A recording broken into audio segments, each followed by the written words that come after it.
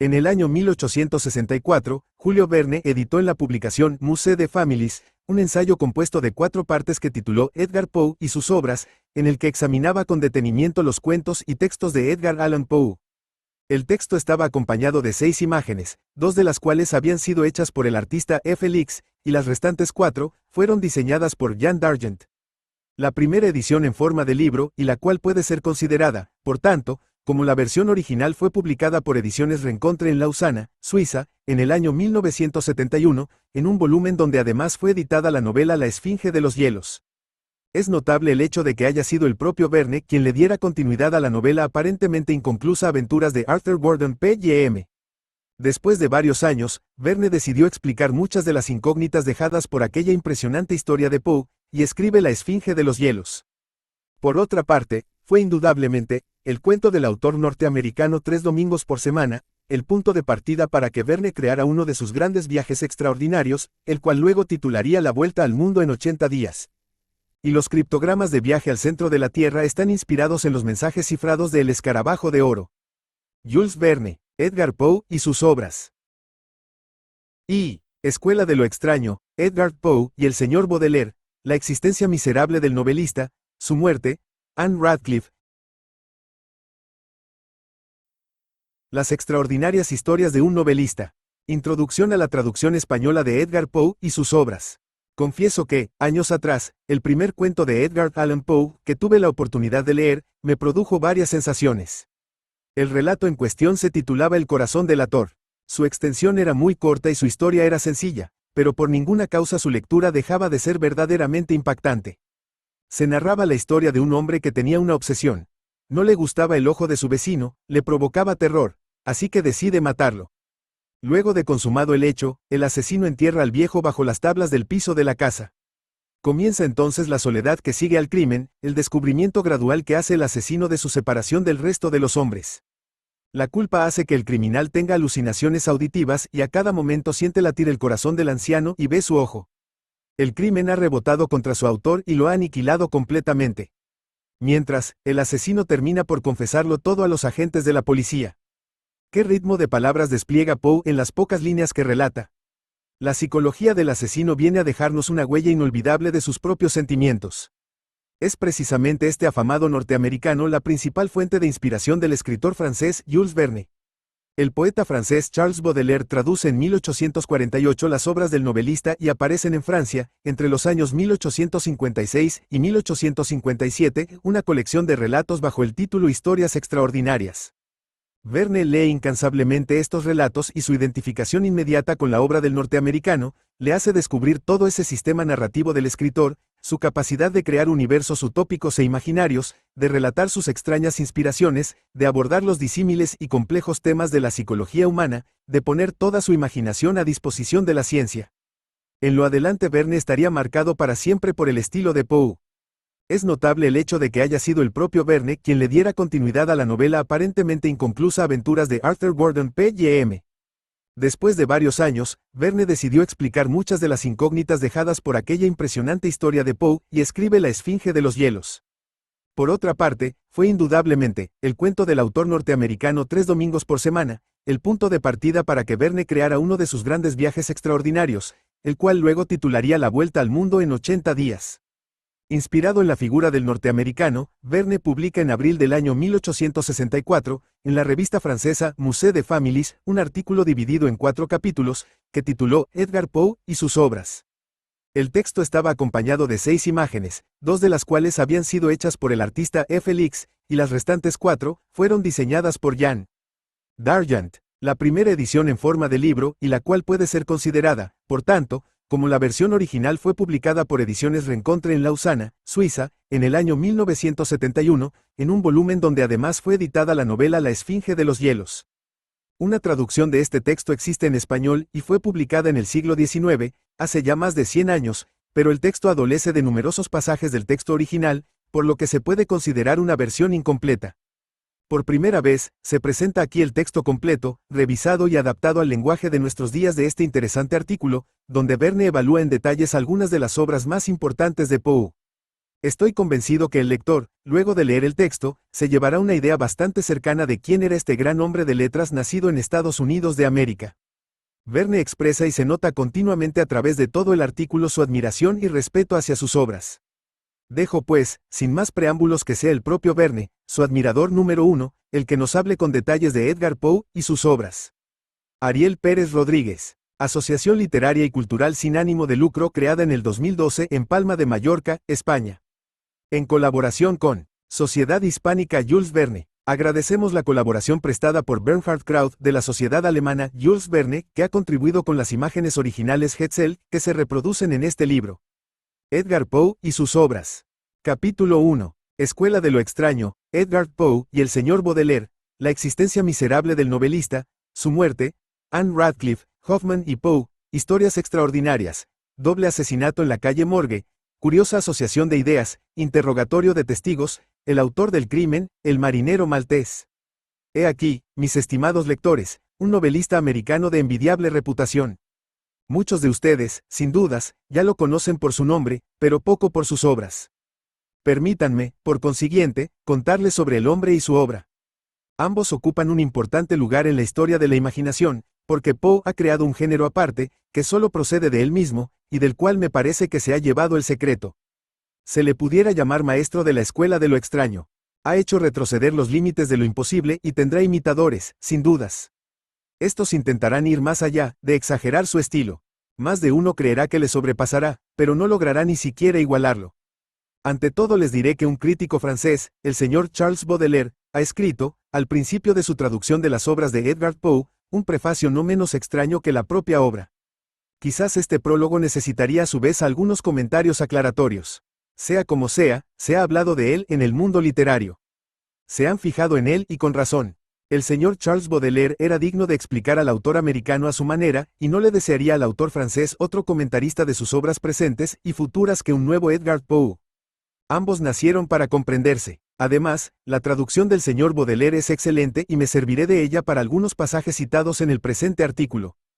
No intentaré explicarles lo inexplicable, lo incomprensible, el imposible producto de una imaginación que Poe llevó, en ocasiones, hasta el delirio. Pero lo seguiremos paso a paso. Les hablaré de sus más curiosas historias, con muchas citas.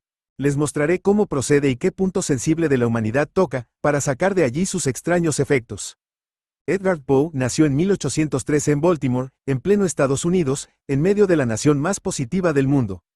Su familia, que desde hacía tiempo tenía una importante posición, degeneró notablemente hasta llegar a él. Si su abuelo llegó a ser famoso en la Guerra de Independencia como cabo de marina bajo las órdenes de Lafayette, su padre, un pobre comediante, murió en la más completa miseria. Un señor llamado Allen, comerciante en Baltimore, adoptó al joven Edgar y le hizo viajar a Inglaterra, Irlanda y Escocia. Edgar Poe no parece haber visitado París, de la cual describe de forma inexacta ciertas calles en uno de sus cuentos. Al regresar a Richmond en 1822, continuó su educación, mostrando singulares facultades en el aprendizaje de física y matemática. Su conducta distraída le hizo abandonar la Universidad de Charlottesville e incluso a su familia adoptiva. Partió entonces a Grecia, en el momento de aquella guerra que no parece haber sido hecha más que para mayor gloria de Lord Byron. De paso, debemos destacar que Poe era un nadador notable, tanto como el poeta inglés, sin querer obtener alguna deducción de esta comparación. Edgar Poe viajó luego de Grecia a Rusia, llegó hasta San Petersburgo, allí se vio comprometido en ciertos asuntos cuyo secreto no conocemos, y regresó a Norteamérica, donde entró en una escuela militar. Su indisciplinado temperamento hizo que fuera rápidamente expulsado. Comenzó a experimentar entonces los sinsabores de la miseria norteamericana, la más horrible de todas. Para poder vivir, se dedica a hacer trabajos literarios. Gana afortunadamente 2 premios fundados por una revista, uno al mejor cuento y otro al mejor poema, y finalmente se convierte en director del Southern Literary Messenger. El periódico prospera, gracias a él, de lo que resulta una especie de buena posición ficticia para el novelista, que se casa con Virginia Clem, su prima. 2 años después discute con el propietario del periódico. Es necesario decir que el desdichado Poe le reclamaba a menudo a la embriaguez del aguardiente sus más extrañas inspiraciones. Su salud se fue deteriorando poco a poco. Pasemos deprisa por estos momentos de miseria, de lucha, de éxito, de desesperación, del novelista mantenido por su pobre esposa y sobre todo por su suegra, quien lo amó como a un hijo hasta más allá de la tumba, y digamos que luego de una larga estancia en una taberna de Baltimore, el 6 de octubre de 1849, un cuerpo fue hallado en la vía pública. Era el cuerpo de Edgar Poe.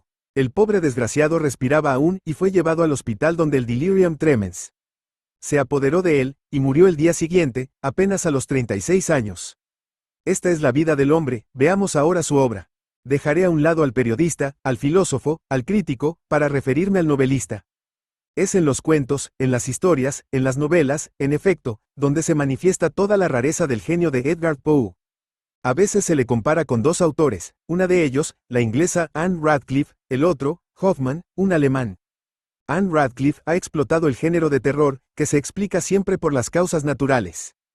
Hoffmann se ha aprovechado de lo puramente fantástico, en el que ninguna razón física puede ser admitida. No sucede lo mismo con Poe. Sus personajes pueden existir con todo rigor, pues son eminentemente humanos, dotados sin embargo de una sobreexcitada y supranerviosa sensibilidad.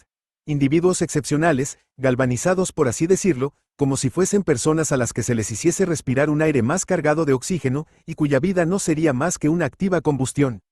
Si los personajes de Poe no están locos, deben evidentemente llegar a estarlo por haber abusado de su cerebro, como otros abusan de los licores fuertes. Ellos llevan a límites extremos el espíritu de reflexión y deducción, los cuales son los más terribles analistas que conozco y, partiendo de un hecho insignificante, llegan a la verdad absoluta. Procuro definirlos, pintarlos, delimitarlos y no lo consigo, porque escapan al pincel, al compás, a la definición. Es mejor, queridos lectores, mostrarlos en el ejercicio de sus funciones sobrehumanas. Es lo que voy a hacer.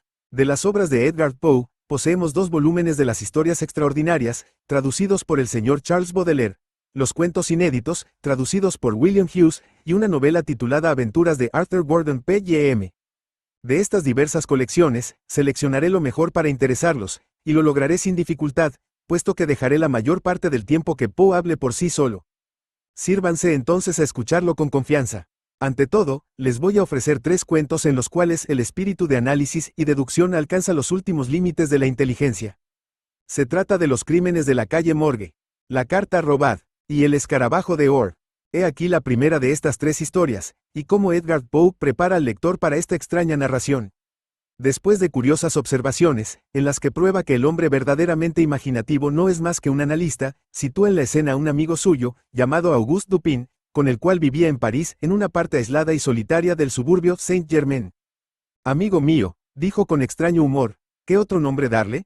Consistía en amar la noche por la noche misma, la noche era su pasión. A esta extravagancia, como a todas las otras, me abandoné a mi vez sin esfuerzo, entregándome a sus extraños caprichos con perfecto abandono. La negra divinidad no podía permanecer siempre con nosotros, pero nos era dado imitarla. A las primeras luces del alba, cerrábamos las pesadas persianas de nuestra vieja casa y encendíamos un par de bujías que, fuertemente perfumadas, solo lanzaban débiles y mortecinos rayos. Con ayuda de ellas ocupábamos nuestros espíritus en soñar, leyendo, escribiendo o conversando, hasta que el reloj nos advertía la llegada de la verdadera oscuridad. Salíamos entonces a la calle, tomados del brazo, continuando la conversación del día o vagando al azar hasta muy tarde, mientras buscábamos entre las luces y las sombras de la populosa ciudad esa infinidad de excitaciones espirituales que no puede proporcionar la observación silenciosa. En esas oportunidades, no dejaba yo de reparar y admirar, aunque dada su profunda idealidad cabía esperarlo, una peculiar aptitud analítica de Dupin. En aquellos momentos su actitud era fría y abstraída.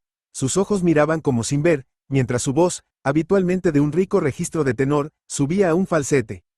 Y ahora, antes de abordar el tema de su cuento, Poe dice cómo procedió Dupin en sus curiosos análisis.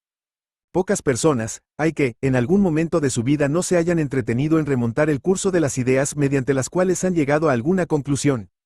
Con frecuencia esta tarea está llena de interés, y aquel que la emprende se queda asombrado por la distancia aparentemente ilimitada e inconexa entre el punto de partida y el de llegada. Errábamos una noche por una larga y sucia calle, en la vecindad del Palais Royal. Sumergidos en nuestras meditaciones, no habíamos pronunciado una sola sílaba durante un cuarto de hora por lo menos. Bruscamente, Dupin pronunció estas palabras. Sí, es un hombrecillo muy pequeño, y estaría mejor en el teatro de variedades. No cabe duda, repuse inconscientemente, sin advertir, pues tan absorto había estado en mis reflexiones, la extraordinaria forma en que Dupin coincidía con mis pensamientos. Pero, un instante después, me di cuenta y me sentí profundamente asombrado. Dupin, dije gravemente, esto va más allá de mi comprensión.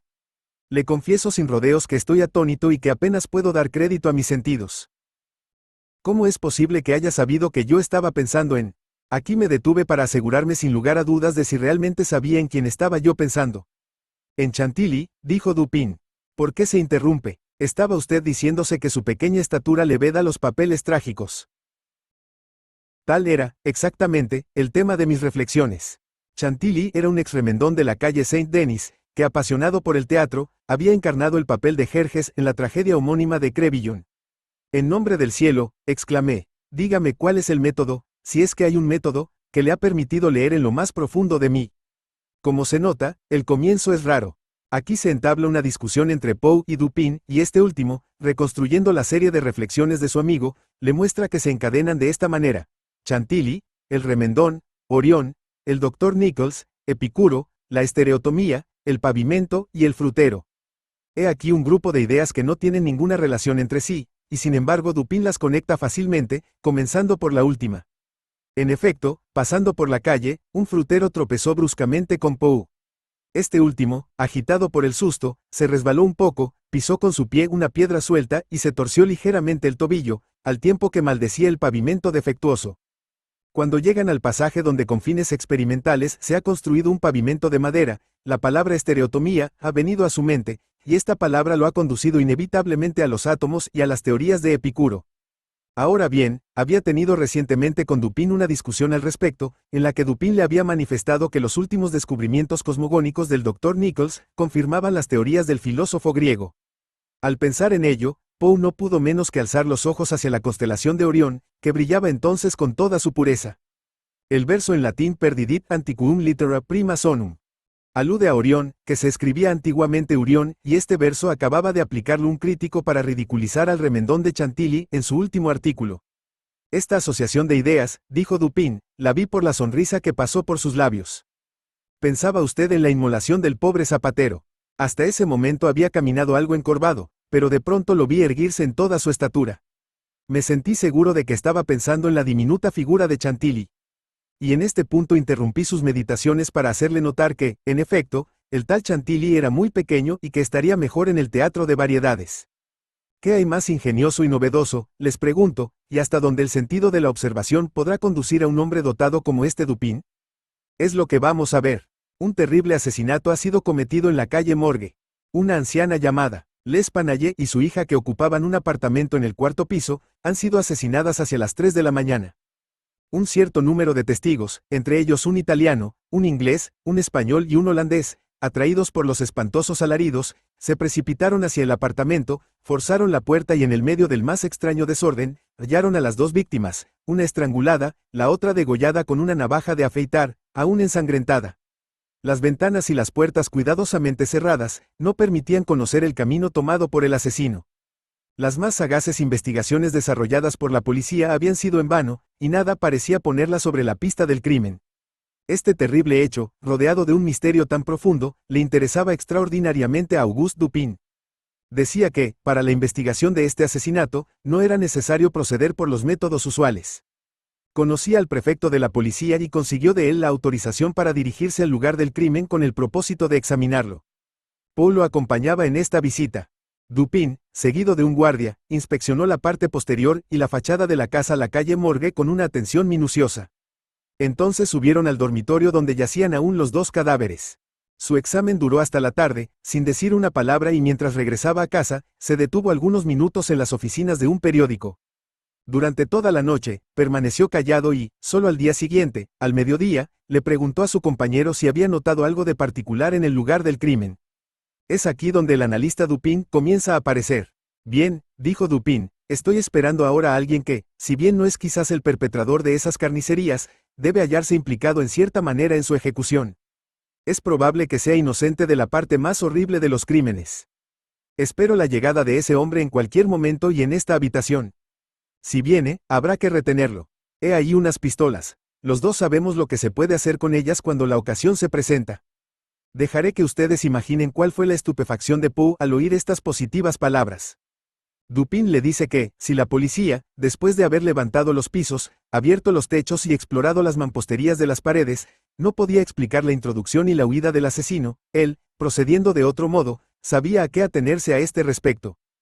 En efecto, mientras buscaba por todos los rincones de la casa y principalmente cerca de la ventana trasera por la cual tenía que haber huido el asesino, descubrió un resorte que, mal sujetado por un clavo herrumbroso, había permitido cerrar la ventana nuevamente y asegurar el marco, después que éste fuera empujado desde el exterior por el pie del fugitivo. Cerca de esta ventana pendía una larga varilla proveniente de un pararrayos y Dupin no dudó al pensar en que la misma le había servido como camino aéreo al asesino. Pero esto no tenía importancia. El camino tomado por el asesino antes o después del crimen, no le llevaba al conocimiento del criminal. Por eso Dupin, sabiendo a qué atenerse al respecto, se lanza a una deducción original, tomada de un rango de ideas completamente diferente, no preguntándose cómo habían sucedido las cosas, sino más bien en qué se diferenciaban de todo lo ocurrido hasta el presente. El dinero, que permanecía intacto en el apartamento, demuestra por otra parte que el robo no ha sido el móvil del crimen. Es entonces que Dupin llama la atención de Poe sobre un hecho que había pasado desapercibido en las declaraciones y en el cual se muestra todo el genio del novelista norteamericano. Los testigos, que acudieron en el momento del crimen, habían escuchado dos voces distintas. Todos reconocieron que una de ellas pertenecía a un francés, no había duda alguna al respecto, pero en cuanto a la otra, una voz aguda, una voz áspera, había un gran desacuerdo entre los testigos que eran de diferentes naciones. Este, dice Dupin, constituye el detalle de la evidencia.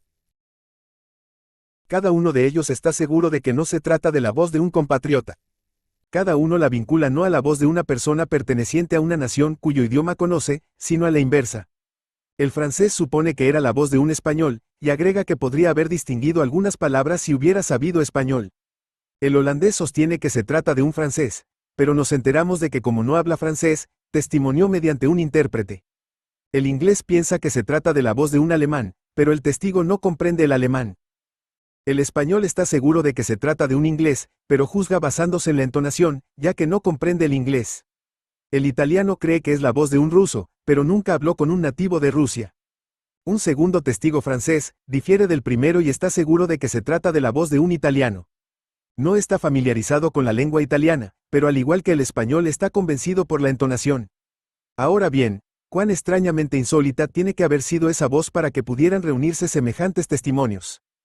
Una voz en cuyos tonos los ciudadanos de las 5 grandes divisiones de Europa no pudieron reconocer nada familiar. Me dirá usted que podía tratarse de la voz de un asiático o de un africano. Ni unos ni otros abundan en París, pero, sin negar esa posibilidad, me limitaré a llamarle la atención sobre 3 puntos. Un testigo califica la voz de áspera, más que aguda. Otros 2 señalan que era precipitada y desigual.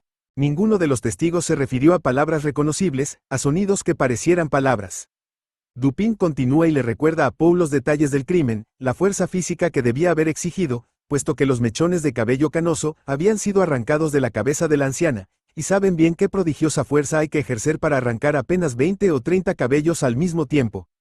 Destaca además la agilidad que se requería para subirse en la varilla del pararrayos, la brutal ferocidad desplegada en el asesinato, algo grotesco, horrible, absolutamente ajeno a lo humano, y además una voz de tono extranjero para los oídos de hombres de diferentes nacionalidades y privada de todo silabeo inteligible. Sin embargo, para usted, preguntó Dupin a su compañero, ¿qué resultado hemos obtenido? ¿Qué impresión he producido en su imaginación? Lo confieso, al llegar a este punto del libro, comencé, tal y como le sucedió al interlocutor de Dupin, a sentir un escalofrío que corría por mi cuerpo. Vean cómo el asombroso novelista se apodera de ustedes. ¿Es él el dueño de vuestra imaginación? ¿Se apodera de ustedes durante las emociones de su narración? ¿Presienten quién es el autor de este extraordinario crimen? Por mi cuenta, lo había adivinado todo.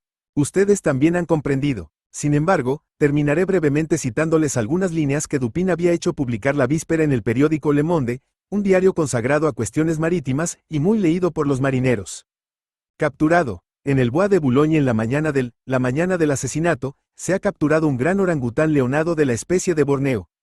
Su dueño, de quien se sabe que era un marinero perteneciente a un barco maltés, puede reclamarlo, previa identificación satisfactoria y pago de los gastos resultantes de su captura y cuidado. Presentarse al número, calle, suburbio Saint-Germain, tercer piso. Dupin había deducido la calidad de maltés de la punta de una cinta recogida al pie de la varilla del pararrayos, la cual estaba anudada con un nudo que solo saben hacer los marineros de Malta. En cuanto al individuo, personalmente su voz y sus palabras se parecían a la de un francés, según las declaraciones de todos los testigos. Seducido por el anuncio que no establecía ninguna conexión entre la huida del orangután y el crimen, el hombre no dejaría de presentarse. Se presentó, en efecto. Era un marinero grande, robusto y musculoso, con una expresión de audacia de todos los diablos. Después de algunas vacilaciones, lo confesó todo. El mono se había escapado de casa, al tiempo que le arrebataba la navaja, en el momento que se afeitaba. El marinero, asustado, había seguido al animal. Este en su frenética fuga, llegó a la calle Morgue, encontró la varilla del pararrayos, por la cual subió ágilmente. Su dueño lo imitó. El mono encontró una ventana abierta y se precipitó a través de ella hacia el interior del apartamento de las desgraciadas mujeres. El resto es conocido. El marinero asistió al drama sin poderlo evitar, llamando al mono y gritando. Luego, habiendo perdido la cabeza, se dio a la fuga, seguido por el animal, que, cerrando la ventana de una patada, se deslizó hacia la calle y desapareció a su vez. Hasta aquí esta extraña historia y su verdadera explicación. Se ve qué maravillosas cualidades del autor ha puesto ella en evidencia. Tiene tal aire de verdad, que a veces uno cree estar leyendo un acta de acusación tomada por completo de la Gaceta de los Tribunales. Capítulo 2. La carta robada, la turbación de un prefecto de policía, medios para ganar siempre en el juego de pares e impares, victoria en Sardou, el escarabajo de oro, la calavera, la lectura asombrosa de un documento indescifrable. Edgar Poe no iba a abandonar a este curioso personaje de Auguste Dupin, el hombre de las deducciones profundas. Lo volvemos a encontrar en la carta robada. La historia es simple. Una carta comprometedora ha sido sustraída por un ministro a una personalidad política. Este ministro puede hacer un uso maléfico de este documento, por lo cual se hace necesario recuperarlo a cualquier precio. El prefecto de la policía ha sido encargado de esta difícil misión. Se conoce que la carta siempre permanecía en la posesión inmediata de D. Durante su ausencia, los agentes de la policía habían buscado el documento en su casa, habían revisado cuarto por cuarto, examinado el mobiliario de cada apartamento, abierto todos los cajones, investigado todos los secretos, atravesado todas las sillas con largas y finas agujas, levantado las tablas de las mesas, desmontado las tablas de la cama, examinado las junturas de todos los muebles, buscado en las cortinas, las alfombras y los marcos de los espejos. Para abreviar, la totalidad de la superficie de la casa había sido dividida en compartimentos numerados. Cada pulgada cuadrada había sido revisada con un microscopio y la 50ª parte de una línea no había podido escapar a este examen, ni en la casa del ministro, ni en las casas adyacentes. En caso de que D. hubiese llevado consigo la comprometedora carta, el prefecto de la policía le ha hecho detener 2 veces para robarle, valiéndose de falsos ladrones. No se encontró nada. El prefecto, desalentado, fue a encontrarse con Dupin y le contó todo lo referente al caso. Dupin le aconsejó que continuará las investigaciones. Un mes después, el prefecto le hacía una segunda visita a Dupin. No se veía muy feliz. Daría 50.000 francos, dijo el prefecto, a quien quiera me consiguiese la carta. En ese caso, replicó Dupin, abriendo un cajón y sacando una libreta de cheques, bien puede usted llenarme un cheque por la suma mencionada. Cuando lo haya firmado le entregaré la carta. Y le devolvió el precioso documento al prefecto de policía, provocando gran estupefacción en este último, que se marchó precipitadamente. Después de su partida, Dupin le hizo saber a Poe cómo se había apoderado de la carta, y para mostrarle que los medios a emplear debían variar según la persona con la cual uno tiene que luchar, le contó lo siguiente. Conocí a un niño de 8 años cuyos triunfos en el juego de pares e impares atraían la admiración general. Tenía un método de adivinación que consistía en la simple observación y en el cálculo de la astucia de sus adversarios. Supongamos que uno de estos sea un perfecto tonto y que, levantando la mano cerrada, le pregunta, ¿par o impar? Nuestro colegial responde, impar, y pierde, pero a la segunda vez gana, por cuanto se ha dicho a sí mismo, el tonto tenía pares la primera vez, y su astucia no va más allá de preparar impares para la segunda vez. Por lo tanto, diré impar. Lo dice, y gana. Ahora bien, si le toca jugar con un tonto ligeramente superior al anterior, razonará de la siguiente forma. Este muchacho sabe que la primera vez elegí impar, y en la segunda, se le ocurrirá como primer impulso pasar de par a impar, pero entonces un nuevo impulso le sugerirá que la variación es demasiado sencilla, y finalmente se decidirá a poner bolitas pares como la primera vez. por lo tanto diré pares. Así lo hace, y gana. Apoyándose en este principio, Dupin entonces ha comenzado por reconocer al ministro aprendió que él era a la vez poeta y matemático. Como poeta y matemático, dice él, es capaz de razonar bien, en tanto que como mero matemático hubiera sido incapaz de hacerlo, y habría quedado a merced del prefecto. Esto es muy profundo, mis estimados lectores. El matemático se las habría ingeniado para inventar un escondite, pero el poeta tenía que tomar otro camino, optando por la simplicidad. Hay objetos que escapan a la vista humana por ser de una excesiva evidencia. De este modo, en los mapas geográficos, las palabras resaltadas con caracteres gruesos, que se extienden de una punta a otra del mapa, llaman menos la atención que aquellas que son escritas con caracteres finos y casi imperceptibles. Tenía entonces que buscar la forma de despistar a los agentes de la policía, por medio de la propia sencillez de sus combinaciones. Esto fue lo que Dupin comprendió. Conocía a tenía un facsímil de la carta de Marras. Partió hacia la casa del ministro y la primera cosa que vio en su oficina fue aquella carta que no se había podido encontrar, completamente en evidencia. El poeta había comprendido que el mejor medio de sustraerse a las investigaciones era no esconderla en absoluto. Dupin se apoderó fácilmente de ella, sustituyéndola con un facsímil y la carta fue recuperada.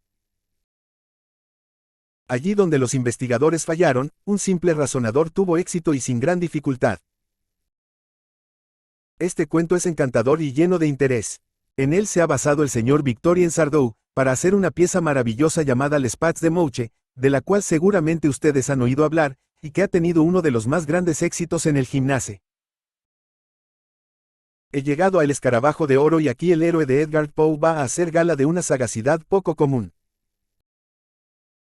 Me veré obligado a mencionar un gran fragmento de esta historia, pero no se quejarán ni lo releerán más una vez, se los aseguro. Poe había trabado íntima amistad con un señor llamado William Legrand, quien, perseguido por una serie de infortunios, se había marchado de Nueva Orleans y se había ido a establecer cerca de Charleston, en Carolina del Sur, en la isla de Sullivan, compuesta solamente por 3 millas de arena de mar, de apenas un cuarto de milla de ancho. Tenía Legrand un carácter misántropo, sujeto a las alternativas del entusiasmo y la melancolía. Se creía que su cabeza estaba un poco desequilibrada y sus padres habían puesto a su servicio a un viejo negro que respondía al nombre de Júpiter. Ya lo ven, este Legrand, este amigo de Poe, será nuevamente un personaje excepcional, de un temperamento fácilmente sobreexcitable y sujeto a crisis. Un día, Poe fue a devolverle la visita. Lo halló en uno de sus ataques de entusiasmo. Legrand, que coleccionaba conchas y ejemplares entomológicos, acababa de descubrir un escarabajo de una extraña especie. Esperaban esta palabra, ¿verdad? Legrand no tenía el animal consigo en ese momento. Se lo había prestado a uno de sus amigos, el teniente G., residente del fuerte Moultrie. Júpiter confesó que nunca había visto un escarabajo similar. Era de un color brillante, parecido al oro y su peso era considerable. El negro no dudaba que fuese de oro macizo. Legrand quiso dar a su amigo un dibujo del animal. Buscó un pedazo de papel y, al no encontrar ninguno, extrajo del bolsillo del chaleco un viejo pedazo de pergamino, sumamente sucio, sobre el cual procedió a dibujar al animal. Pero, qué cosa tan extraña, cuando había terminado de dibujar y le había pasado el pergamino a Poe, este no vio allí ningún escarabajo, sino el diseño netamente trazado de una calavera. Poe le hizo una observación acerca del dibujo. William no quiso admitirlo, pero luego de una ligera discusión, Legrand reconoció que su pluma había pintado un cráneo perfectamente reconocible. Tomó su papel malhumorado, lo volvió a mirar, lo examinó pensativamente y finalmente lo guardó en el escritorio de su cuarto. Hablaron de otra cosa, y Poe se retiró, sin que Legrand hiciera el más mínimo esfuerzo por retenerlo. Un mes después, Poe recibió la visita del negro que muy inquieto, había venido a hablarle sobre el estado enfermizo en que se hallaba su amo, que se había vuelto taciturno, pálido y débil, atribuyendo tal cambio al hecho de que William habría sido mordido por su escarabajo. Después de esto, todas las noches soñaba con oro. Júpiter había traído una carta de William, en la cual le pedía a Poe que fuese a visitarlo.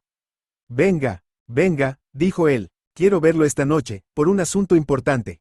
Le aseguro que es de la más alta importancia. Vean ustedes cómo la acción se complica y de qué interés singular debe ser esta historia. Un monomaníaco que sueña con oro por haber sido mordido por un escarabajo.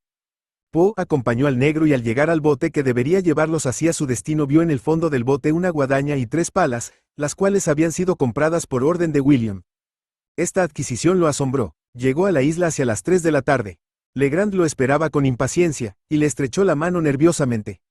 Estaba pálido, hasta parecer un espectro, y sus profundos ojos brillaban con un resplandor anormal. Poe le preguntó acerca del escarabajo. William le contestó que este escarabajo estaba destinado a hacer su fortuna y que usándolo apropiadamente llegarían hasta el oro del cual el insecto era el indicio. Al mismo tiempo, le mostró el notable y desconocido animal para los naturalistas de la época. Llevaba, en un extremo del dorso, 2 manchas negras y redondas y en el otro una mancha de forma alargada. Sus élitros eran extremadamente duros y relucientes y tenían efectivamente la apariencia del oro bruñido. Lo he mandado llamar, le dijo William a Poe, para gozar de su consejo y su ayuda en el cumplimiento de las decisiones del destino y del escarabajo. Poe interrumpió a William y le tomó el pulso.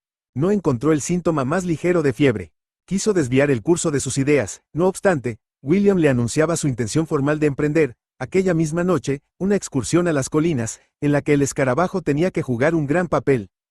Poe solo tenía que seguirlo, junto a Júpiter.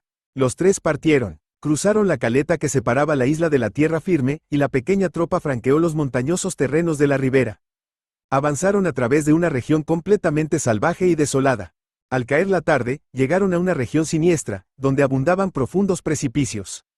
Sobre una estrecha plataforma se elevaba un tulípero silvestre en medio de 8 o 10 robles. William le dio a Júpiter la orden de subir al árbol, llevando el escarabajo atado a uno de los extremos de una larga cuerda. A pesar de sus repugnancias y bajo las violentas amenazas de William, Júpiter obedeció, y llegó a la bifurcación más alta del árbol, a 70 pies del suelo. Entonces William le ordenó que siguiera la rama más gruesa de ese lado. Pronto, Júpiter desapareció entre el follaje y después de haber pasado 7 ramas, su amo le ordenó que avanzara por esta 7ª rama tanto como le fuera posible y que le dijera si veía algo singular. Después de vacilar, pues la madera parecía estar podrida, Júpiter, incitado por la promesa de $1 de plata, llegó a la extremidad de la rama. Exclamó, Dios me proteja. ¿Qué es esto que hay en el árbol? Y bien, gritó Legrand en el colmo del júbilo. ¿Qué es lo que hay?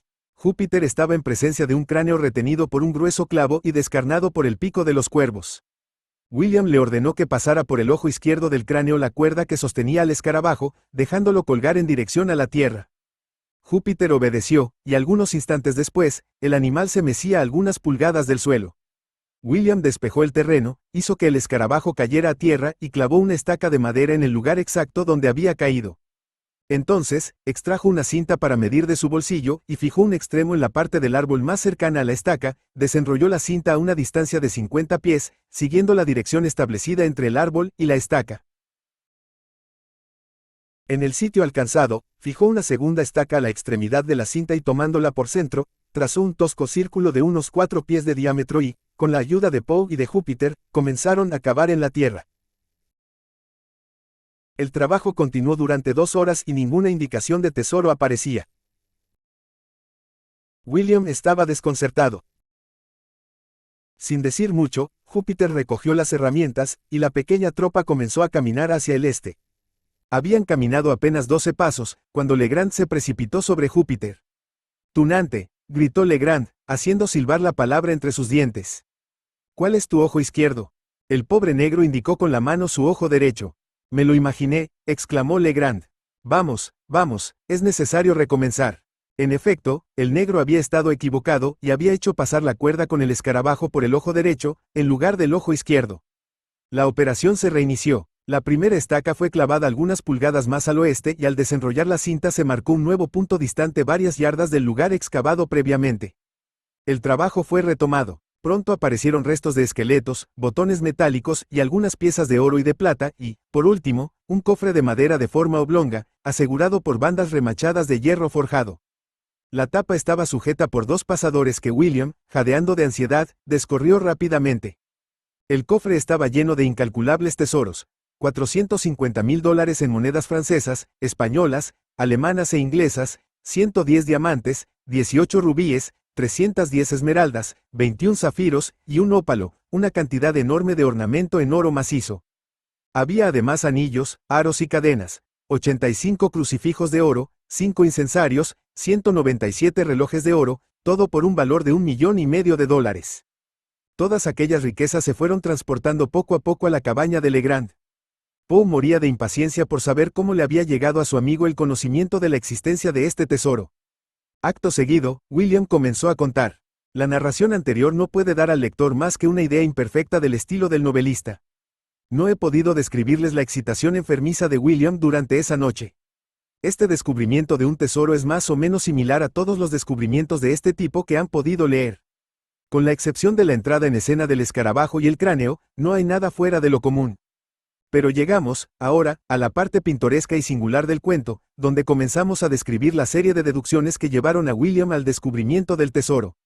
Empezó recordándole a su amigo aquel tosco boceto que realizara del escarabajo en su primera visita, el cual resultó ser la representación de una calavera. El dibujo había sido hecho en un pedazo de pergamino muy delgado. Le contó en qué circunstancias había encontrado dicho pergamino.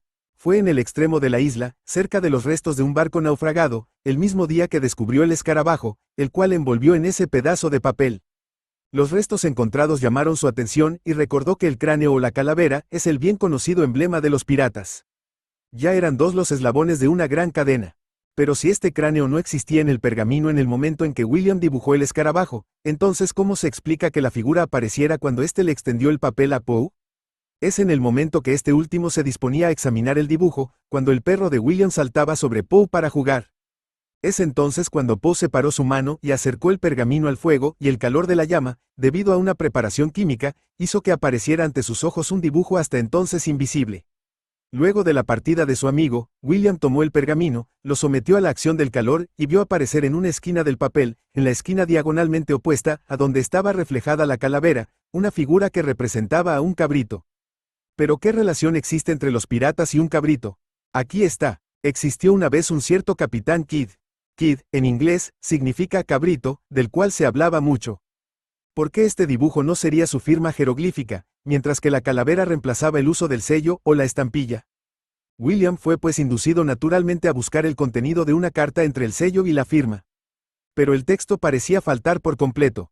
Sin embargo, las historias de Kidd regresaron a su cabeza. Recordó que el capitán y sus secuaces habían enterrado enormes sumas, provenientes de su piratería, en algún punto de la costa del Atlántico.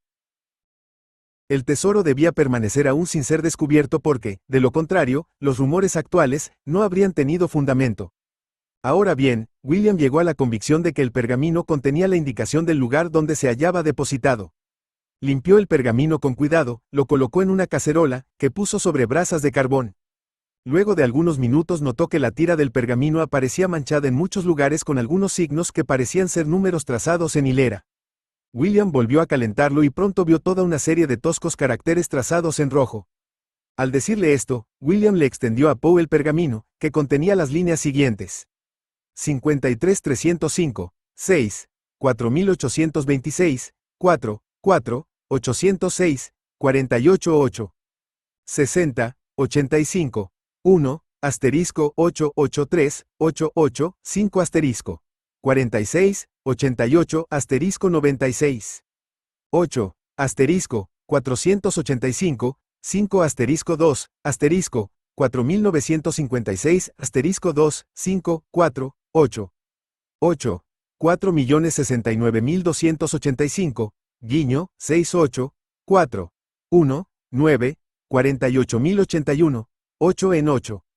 1, 4885, 4, 485 528,806, asterisco 81, 9, 48, 88, 4. 34, 48, 4, 161, 188. Poe, al ver esta sucesión de números, de puntos, de trazos, de puntos y comas, de paréntesis, declaró que no entendía aún. Ustedes, estimados lectores, habrían dicho como él. Pues bien, el novelista va a desenredar este caos con una lógica admirable. Síganlo, pues esta es la parte más ingeniosa del cuento. La primera cuestión a esclarecer era el idioma que se escondía tras aquellos caracteres, Pero aquí el juego de palabras originado sobre la palabra kid indicaba evidentemente la lengua inglesa, ya que no era posible otra lengua. Ahora le cedo la palabra a William. Notará usted, dijo, que entre las palabras no hay espacios. De no ser así el trabajo hubiera resultado comparativamente sencillo. Me hubiese bastado empezar por un cotejo y un análisis de las palabras más breves. Apenas hallada una palabra de una sola letra, como a o i, uno, yo, por ejemplo, habría considerado obtenida la solución. Pero como no había espacios, mi primera tarea consistió en establecer las letras predominantes, así como las más raras. Luego de contarlas, preparé la siguiente tabla. El signo 8 aparece 33 veces, 26, 4, 19, 16, 13, 5, 12, 6, 11, 10, 1, 8, 0, 6, 92, 5, 3, 11, 10, 1, 8, 0, 6, 92, 5, 34, 3, 2, 1. Ahora bien, la letra que aparece con mayor frecuencia en inglés es E. Las restantes letras se suceden en el siguiente orden: A, O, I, D, H, N, R, S, T, U, y C, F, G, L, M, W, B, K, P, Q, X, Z. La E predomina de tal manera, que es raro encontrar una frase de cualquier extensión donde no figure como letra dominante. Tenemos, pues, algo más que una mera suposición para comenzar. Puesto que el signo predominante es 8, empezaremos por suponer que se trata de la E del alfabeto natural. Para verificar esta suposición observemos si el 8 aparece con frecuencia en parejas, ya que la E se dobla muchas veces en inglés. Vayan como ejemplo las palabras meet, fleet, speed, seen, been, agree, etc. En nuestra cifra vemos que no aparece doblada menos de 5 veces, a pesar de que se trata de un criptograma breve. Consideremos, pues, que el 8 es la E. Ahora bien, de todas las palabras inglesas, the es la más usual. Fijémonos entonces si no existen repeticiones de 3 signos colocados en el mismo orden, el último de los cuales sea 8. Si descubrimos repeticiones de este tipo, lo más probable es que representen la palabra the. Basta mirar el pergamino para reparar en que hay no menos de 7 de estas series. Los signos son 48. Cabe, pues, suponer que representa la T, 4 la H, y 8 la E, confirmándose así el valor de este último signo. De tal manera, hemos dado un gran paso adelante. Solo hemos determinado una palabra. Pero esto nos permite fijar algo muy importante, es decir, el comienzo y las terminaciones de varias otras palabras. Tomemos, por ejemplo, la combinación 48 en su penúltima aparición, casi al final de la cifra. Sabemos que el signo, que aparece de inmediato, representa el comienzo de una palabra, y además, conocemos 5 de los signos que aparecen después de the. Escribamos, pues, las equivalencias que conocemos, dejando un espacio para lo que ignoramos. Th. Por lo pronto podemos afirmar que la porción th no constituye una parte de la primera letra que empieza con la primera T, ya que luego de probar todo el alfabeto a fin de adaptar una letra al espacio libre, convenimos en que es imposible formar una palabra de la cual dicho th sea una parte. Nos quedamos, pues, con te. Y, ensayando otra vez el alfabeto, llegamos a la palabra tree, árbol, como única posibilidad. Ganamos así otra letra, la R representada por, y 2 palabras yuxtapuestas, the tree, el árbol. Si miramos algo después de estas palabras, volvemos a encontrar la combinación, 48, que empleamos como terminación de lo que precede inmediatamente. Tenemos así, the tree, 4, 34 the, o, sustituyendo los signos por las letras correspondientes que conocemos. The tree thr, 3 de la mañana the.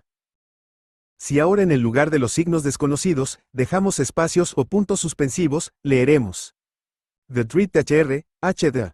Y la palabra through, por, a través, se pone de manifiesto por sí misma.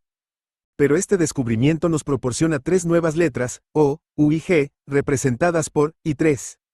Examinando con cuidado el manuscrito para buscar combinaciones de caracteres ya conocidos, encontramos no lejos del comienzo la siguiente serie. 83, 88. O sea, degree, que evidentemente, es la conclusión de la palabra degree, grado, y que nos da otra letra, D, representada por 4 letras después de la palabra degree vemos la combinación. 46, 88. Traduciendo los caracteres conocidos y representando por puntos los desconocidos, tenemos TH, RTEE, combinación que sugiere inmediatamente la palabra 13, 13, y que nos da 2 nuevos caracteres, I y N, representados por 6 y asterisco. Observando ahora el comienzo del criptograma, vemos la combinación 53. Traducida nos da good, lo cual nos asegura que la primera letra es A, y que las dos primeras palabras deben leerse a good, un buen, una buena. Ya es tiempo que pongamos nuestra clave en forma de tabla para evitar confusión. Hasta donde la conocemos es la siguiente. 5 significa A, D, 8, E, 3, G, 4, H, 6, y asterisco, N, O, R, T, U tenemos, pues las equivalencias de 10 de las letras más importantes, y resulta innecesario dar a usted más detalles de la solución. Solo me resta proporcionarle la traducción completa de los signos del pergamino. Hela aquí, un buen vidrio en el hostal del obispo en la silla del diablo 41 grados 13 minutos, y nordeste tronco principal séptima rama lado este tirad del ojo izquierdo de la cabeza del muerto una línea de abeja del árbol a través del tiro 50 pies afuera. Punto.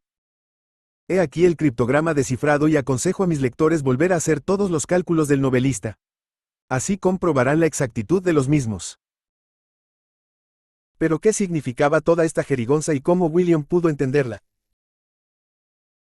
Primero intentó puntuar el documento, pues el escritor se había impuesto como regla escribir las palabras sin división alguna, pero, al no ser tan hábil, había amontonado los caracteres precisamente en lugares donde debía haber una interrupción.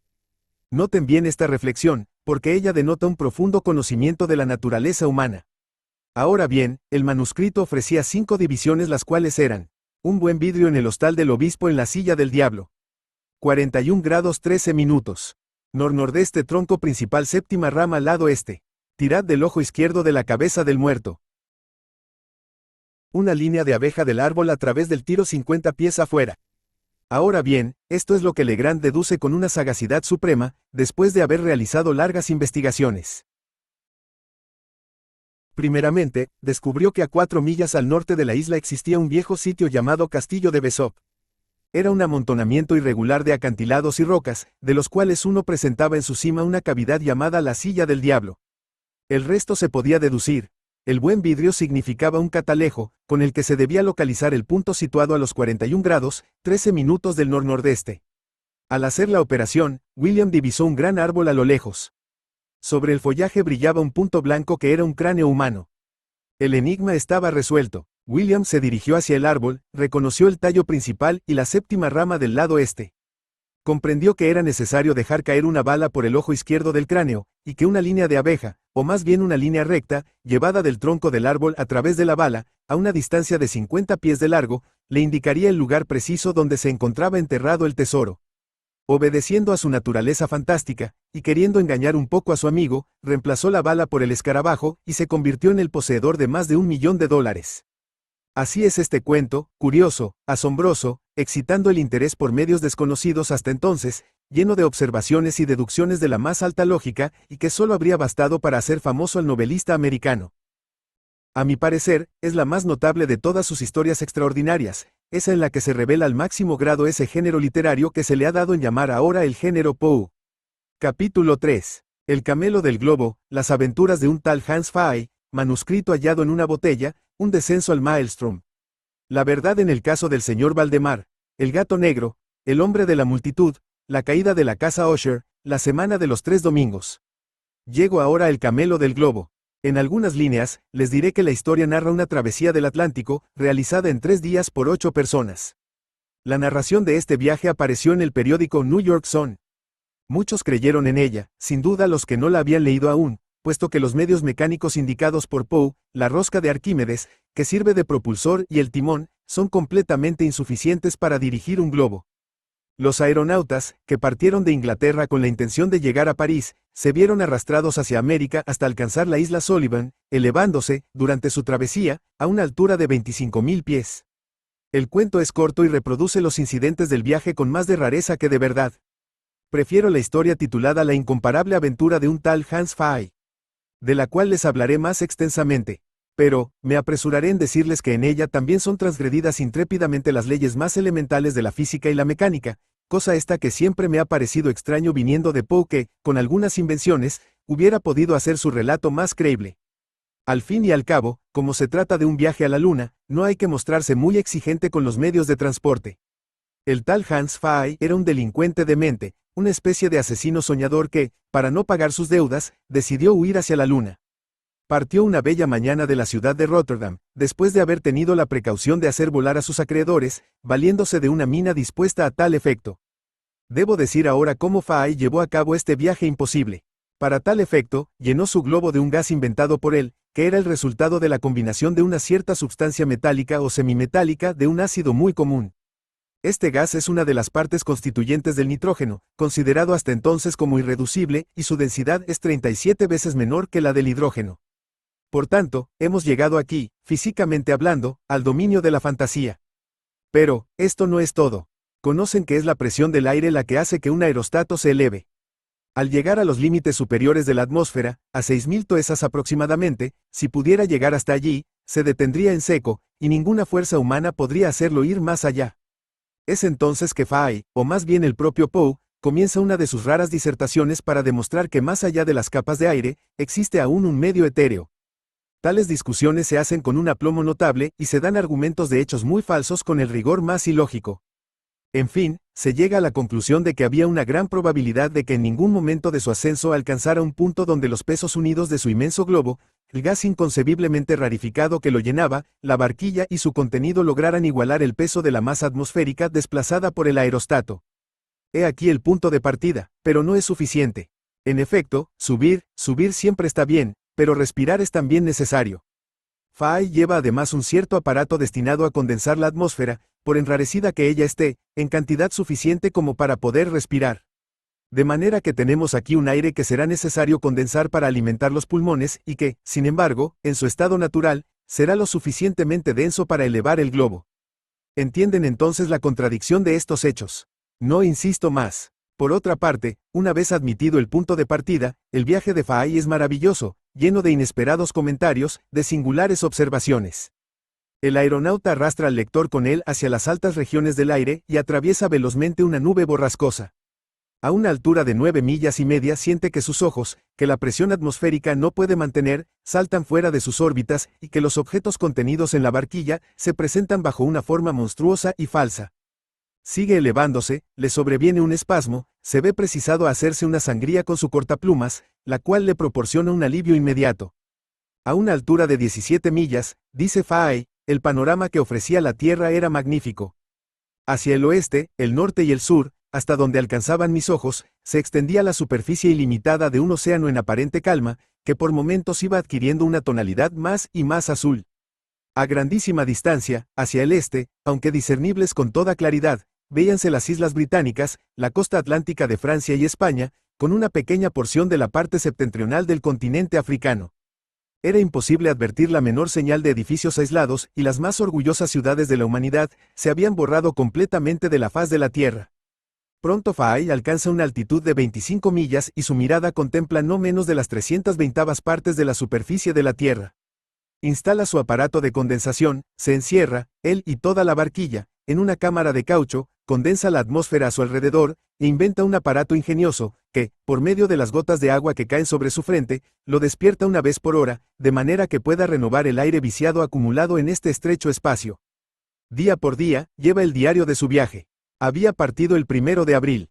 El 6, se encuentra en el polo, observa los inmensos témpanos de hielo y ve cómo el horizonte se amplía súbitamente, debido al achatamiento de la Tierra. El 7, estima su altura en 7.254 millas y tiene bajo sus ojos la totalidad del diámetro mayor de la Tierra, con el ecuador por horizonte. Entonces su planeta nativo comienza a disminuir día a día, pero no puede ver la luna que está casi en su cenit y que el globo le oculta. El 15, un ruido aterrador lo sumerge en el estupor, suponiendo que un inmenso meteorito se ha cruzado en su camino. El 17, al mirar hacia abajo, fue presa de un terror inmenso, pues el diámetro de la Tierra aparecía súbitamente aumentado en una inmensa proporción. ¿Había reventado su globo? ¿Caía con la más impetuosa e incalculable velocidad? Sus rodillas temblaron, sus dientes castañeteaban, el pelo se le erizaba. Pero la reflexión vino en su ayuda y juzgue su alegría, cuando comprendió que ese astro extendido bajo sus pies y hacia el cual descendía rápidamente, era la luna en toda su gloria. Mientras dormía, el globo había invertido su posición y descendía entonces hacia el brillante satélite cuyas montañas proyectaban masas volcánicas en todas direcciones. El 19 de abril, contrariamente a los descubrimientos modernos, que prueban la ausencia completa de atmósfera alrededor de la Luna, Fahey notó que el aire se tornaba cada vez más denso. El trabajo del condensador disminuyó considerablemente, incluso pudo salir de su prisión de caucho. Pronto notó que comenzaba a caer con una velocidad terrible. Arrojó sin demora su lastre y todos los objetos que contenía la barquilla, y por fin llegó como una bala al corazón mismo de una ciudad de un aspecto fantástico, en el centro de una enorme multitud de pequeños y feísimos seres que no pronunciaron una sílaba, ni se preocuparon en lo más mínimo por auxiliarle. El viaje había durado 19 días y Fahey había franqueado una distancia aproximada de 231.920 millas. Mientras miraba la Tierra, la veía como un enorme y sombrío escudo de bronce, de 2 grados de diámetro, inmóvil en el cielo y guarnecida en uno de sus bordes con una medialuna del oro más brillante. Imposible descubrir la más leve señal de continentes o mares. El globo aparecía lleno de manchas variables, y se advertían, como si fuesen fajas, las zonas tropicales y ecuatoriales. Terminaba así la extraña narración de Hans Fahey. ¿Cómo llegó esta narración al alcalde de Rotterdam, Mynheer Superbus von Onderdijk? Por un habitante de la Luna, ni más ni menos, por un mensajero del mismísimo Hans, que pedía regresar a la Tierra y al que a cambio del indulto se comprometía a relatar sus curiosas observaciones sobre el nuevo planeta, sobre sus maravillosas alternativas de calor y frío, de la ardiente y despiadada luz solar que dura una quincena y la frigidez más que polar que domina en la siguiente, del constante traspaso de humedad, por destilación semejante a la que se practica al vacío, desde el punto situado debajo del Sol al punto más alejado del mismo, de los habitantes en sí, de sus maneras, costumbres e instituciones políticas, de su peculiar constitución física, de su fealdad, de su falta de orejas, apéndices inútiles en una atmósfera a tal punto modificada, de su consiguiente ignorancia del uso y las propiedades del lenguaje, de sus ingeniosos medios de intercomunicación que reemplaza la palabra, de la incomprensible conexión entre cada individuo de la Luna con algún individuo de la Tierra, conexión análoga y sometida a la de las esferas del planeta y el satélite, y por medio de la cual la vida y los destinos de los habitantes de la otra, y por sobre todo, de los negros y horrendos misterios existentes en las regiones exteriores de la Luna, regiones que, debido a la casi milagrosa concordancia de la rotación del satélite sobre su eje con su revolución sideral en torno a la Tierra, jamás han sido expuestas, y nunca lo serán, si Dios quiere, al escrutinio de los telescopios humanos. Piensen en todo esto, queridos lectores, y vean qué magníficas páginas Edgar Poe hubiese escrito sobre estos extraños hechos, pero prefirió detenerse allí, e incluso termina su cuento, demostrando que la narración no podía ser otra cosa que una farsa. Por tanto, lo lamenta y lamentamos también esta historia etnográfica, física y moral de la Luna, que hasta el día de hoy aún queda por hacer. Hasta que alguien más inspirado o más audaz emprenda esta aventura, es necesario renunciar a conocer la organización especial de los habitantes de la Luna, la manera en que se comunican entre ellos en ausencia de la palabra y sobre todo la correlación que existe entre nosotros y los coseres de nuestro satélite. Me gusta la idea de que, viendo la situación inferior de su planeta, serán al menos buenos para convertirse en nuestros sirvientes. Dije que Edgar Poe había sacado efectos variados de su fantástica imaginación. Voy rápidamente a mencionarles los más importantes, citándoles algunos de sus cuentos, como manuscrito hallado en una botella, que es la fantástica narración de un naufragio, a cuyos náufragos recogen un buque imposible conducido por sombras, un descenso al maelstro, excursión vertiginosa de unos pescadores de Lofoden, los hechos en el caso del señor Valdema, narración donde no se permite que la muerte se apodere de un hombre utilizando la hipnosis, el gato Neger. Historia de un asesino, cuyo crimen fue descubierto por este animal, torpemente enterrado junto a la víctima, el hombre de la multitud. Personaje singular que solo vive en las muchedumbres, a quien Poe, sorprendido, emocionado y atraído muy a su pesar, sigue en Londres desde la mañana, a través de la lluvia y la niebla, por las calles atestadas de gente, los bazares tumultuosos, entre los grupos de alborotadores, los barrios alejados donde se agolpan los borrachos, donde quiera que haya multitud, su elemento natural. Para terminar, la caída de la casa Usher. Aventura escalofriante sobre una muchacha que se creía muerta, que es enterrada y que revive. Terminaré con esta relación, mencionando el cuento titulado 3 domingos por semana. El cuento es de un género menos lúgubre, aunque es extraño. ¿Cómo puede existir una semana de 3 domingos? Perfectamente, para 3 individuos, y Poe lo demuestra. En efecto, la Tierra tiene 25.000 millas de circunferencia, y gira sobre su eje de este a oeste en 24 horas, a una velocidad de 1000 millas por hora. Supongamos que el primer individuo sale de Londres y avanza 1000 millas hacia el oeste. Él verá el sol una hora antes que el segundo individuo que permanece inmóvil. Luego de avanzar otras 1000 millas, lo verá 2 horas antes. Al final de su vuelta al mundo, al regresar a su punto de partida, habrá adelantado justamente un día entero sobre el segundo individuo. Si el tercer individuo hace el mismo viaje, en las mismas condiciones, pero en sentido inverso, es decir, yendo hacia el este, después de su viaje alrededor del mundo, se habrá retrasado un día. Entonces, ¿qué sucede con los 3 individuos reunidos un domingo en el punto de partida? Para el primero, ayer era domingo, para el segundo, hoy mismo, y para el tercero, será mañana. Ya ven, esto es una broma cosmográfica dicha en términos curiosos. Capítulo 4. Aventuras de Arthur Gordon Pym. Auguste Bernard, el bergantín Grampus, el escondrijo en la bodega, el perro rabioso, la carta de sangre, amotinamiento y masacre, el fantasma a bordo, el barco de los muertos, naufragio, torturas del hambre, viaje al Polo Sur, hombres nuevos, isla extraordinaria, enterrados vivos, la gran figura humana, conclusión. Finalmente he llegado a una novela que terminará este estudio sobre las obras de Poe. Es más larga que sus cuentos más largos y lleva como título Aventuras de Arthur Gordon Pym. Quizás más humana que las historias extraordinarias, no por eso es menos insólita. Poe presenta situaciones que no se encuentran en ninguna parte y de naturaleza esencialmente dramática. Juzguen ustedes. Poe primeramente comienza por citar una carta del mencionado Gordon Pym, con el fin de probar que sus aventuras no son imaginarias en modo alguno, como se había querido hacer creer al público al firmarlas con el nombre del señor Poe que reclama en favor de su autenticidad. Sin ir tan lejos, vamos a ver si son siquiera probables, por no decir posibles. El propio Gordon Pym narra su historia. Desde su niñez, tenía obsesión con los viajes y, a pesar de cierta aventura que casi le cuesta la vida, no desistió de su propósito y decidió cierto día, en contra de la voluntad y sin el conocimiento de su familia, embarcar en el bergantín Grampus, destinado a la pesca de la ballena.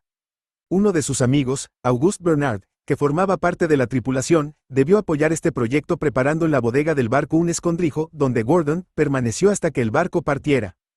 Todo se ejecuta sin dificultad, y nuestro héroe percibe pronto cómo el bergantín comienza su marcha. Pero, después de 3 días de cautividad, su mente comienza a confundirse, los calambres se apoderan de sus piernas, sus provisiones se agotan, las horas pasan, y Auguste no aparece. La inquietud comienza a apoderarse del prisionero. Poe describe con gran vigor de imágenes y una selección de palabras apropiadas las alucinaciones, los sueños, los extraños espejismos del pobre desgraciado, sus sufrimientos físicos y su dolor moral. Había perdido la palabra, su cerebro flotaba y en aquel momento desesperado, sintió que las patas de un monstruo enorme se apoyaban sobre su pecho y que 2 chispeantes lámparas lanzaban sus rayos sobre él. El vértigo se apoderó de su cerebro y estaba a punto de volverse loco, cuando algunas caricias, demostraciones de afecto y alegría, le hicieron reconocer en el monstruo tenebroso a su perro tigre, su Terranova que lo había seguido a bordo. Era un amigo, un compañero de 7 años. Gordon recobró entonces la esperanza e intentó reorganizar sus ideas. Había perdido la conciencia del tiempo. ¿Cuántos días hacía que se encontraba en esta inercia mórbida? Tenía una fiebre desmedida y, para colmo de males, la vasija del agua estaba vacía. Decidió entonces llegar a la escotilla a cualquier precio, pero los movimientos del bergantín golpeaban y desplazaban las cajas mal estivadas, amenazando a cada momento con obstruir el paso. Sin embargo, después de 1000 esfuerzos dolorosos, Gordon llegó a la escotilla. Pero en vano intentó abrirla, forzándola con la hoja de su cuchillo. Permaneció obstinadamente cerrada, loco de desesperación, arrastrándose, tropezando, exhausto, muriendo, logró volver a su escondite y cayó cuán largo era. Tigre intentó consolarlo por medio de sus caricias, pero el animal terminó asustando a su dueño, pues comenzó a lanzar sordos mugidos, y cuando Gordon le extendía su mano, lo encontraba invariablemente echado sobre su lomo, con las patas al aire. Vean ustedes a través de qué sucesión de hechos Poe ha preparado a su lector. Pues bien, por más que uno lo crea todo, lo espere todo, un estremecimiento lo embarga a uno cuando encabezando el capítulo siguiente lee: Tigre está rabioso. Es como para no continuar el libro. Pero antes de experimentar este supremo terror, Gordon, mientras acariciaba a Tigre, había sentido una tira de papel atada por un cordón bajo el hombro izquierdo del animal. Después de intentar 20 veces encontrar las cerillas, recogió un poco de fósforo que, frotado vivamente, le dio una luz rápida y pálida. Con este resplandor, había leído el final de una línea donde aparecían las palabras: sangre. Permanezca oculto, su vida depende de ello. Sangre. Esta palabra, en esta situación, fue en este momento, a la luz del fósforo, que notó un cambio singular en la conducta de Tigre. Ya no tenía dudas de que la privación del agua lo hubiese vuelto rabioso. Y ahora, cuando mostraba la intención de abandonar el refugio, el perro parecía querer bloquearle la salida. Entonces Gordon, asustado, se abotonó fuertemente su vestimenta para protegerse de las mordeduras y entabló con el animal una lucha desesperada. Sin embargo, triunfó y logró encerrar al perro en la caja que le servía de refugio. Luego cayó desvanecido hasta que un ruido, un susurro y su nombre a medio pronunciar lo sacaron de su aturdimiento. Auguste estaba a su lado, acercando una botella de agua a sus labios. ¿Qué había ocurrido a bordo? Un amotinamiento de la tripulación, el asesinato del capitán y 21 hombres. Auguste se había salvado, gracias a la inesperada protección de un tal Peters, marinero de una fuerza prodigiosa. Después de esta terrible escena, el Grampus había continuado su ruta y la narración de sus aventuras, agrega el novelista, figuran incidentes de naturaleza tan completamente fuera de la experiencia humana, y por esta razón tan completamente fuera de los límites de la credulidad humana, que sigo escribiéndolo sin esperanza de que me den crédito a todo lo que diré, aunque confío en que el tiempo y los progresos de la ciencia comprueben un día las más importantes e improbables de mis afirmaciones. Lo veremos. Les cuento rápidamente. Había dos jefes entre los rebeldes, el segundo y el cocinero principal, Peters.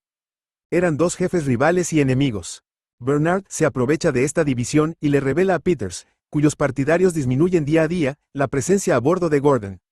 Entonces, planean apoderarse del barco. La muerte de un marinero les ofrece bien pronto la oportunidad esperada. Gordon representará el papel de fantasma y los conspiradores sacarán provecho del pavor causado por la aparición. La representación tuvo lugar y produjo un terror glacial. La lucha comenzó. Peters y sus dos compañeros, ayudados por Tigre, triunfaron y se quedaron solos a bordo con un marinero de nombre Parker que, al no haber perecido, se unió a ellos. Pero entonces sobrevino una terrible tempestad. El barco, víctima del balanceo, se inclinó sobre un costado y la estiba, desplazada por la inclinación, lo mantuvo en esta terrible situación durante algún tiempo, si bien al fin se alzó un poco. Aquí llegan las extrañas escenas de hambre y todos los intentos fallidos por llegar a la despensa se describen de una forma arrebatadora. En el más terrible de los sufrimientos, se produjo un incidente aterrador, muy propio del genio de Poe. Un barco es avistado por los náufragos, un gran bergantín goleta, de aspecto holandés, pintado de negro, con un mascarón de proa llamativo y dorado, se acerca poco a poco, luego se aleja, y más tarde regresa. Parece seguir un rumbo incierto. Finalmente, en una última orzada, llega a acercarse apenas a 20 pies del Grampus. Los náufragos pueden ver su puente. ¡Horror! Está cubierto de cadáveres. No hay a bordo un ser viviente. Sí, un cuervo que se pasea por en medio de aquellos muertos. Luego, el extraño barco desaparece, llevándose consigo la vaguedad horrible de su destino. En los días siguientes, los sufrimientos del hambre y la sed se duplican. Las torturas de la balsa de la Medusa no darían más que una idea imperfecta de lo que sucedió a bordo. Se discutió fríamente acerca de emplear los recursos del canibalismo y se tiró a la suerte que fue contraria a Parker. Los desdichados sobrevivieron así hasta el 4 de agosto. Bernard estaba muerto de agotamiento. El buque, obedeciendo a un movimiento irresistible, dio la vuelta poco a poco, hasta que la quilla se mantuvo en el aire. Los náufragos, entonces, se aferraron a la misma, pudiendo aplacar un poco los sufrimientos del hambre, puesto que habían encontrado la quilla cuajada de una espesa capa de cirrópodos, que les proporcionaron una comida excelente. Pero aún les faltaba el agua. Finalmente, el 6 de septiembre, después de nuevas angustias, de nuevas alternativas de esperanza fortalecidas o defraudadas, fueron recogidos por la goleta Jane Guy de Liverpool, al mando del capitán Guy. Los tres desventurados se enteraron entonces de que no habían derivado menos de 25 grados, de norte a sur. La Jane Guy iba a cazar focas en los mares del sur y, el 10 de octubre, anclaba en Christmas Harbor, en la isla de la Desolación. El 12 de noviembre zarparon de Christmas Harbor, y en 15 días llegaron a las islas de Tristán de Acuña, y el 12 de diciembre, el capitán Guy resolvió emprender una exploración hacia el polo.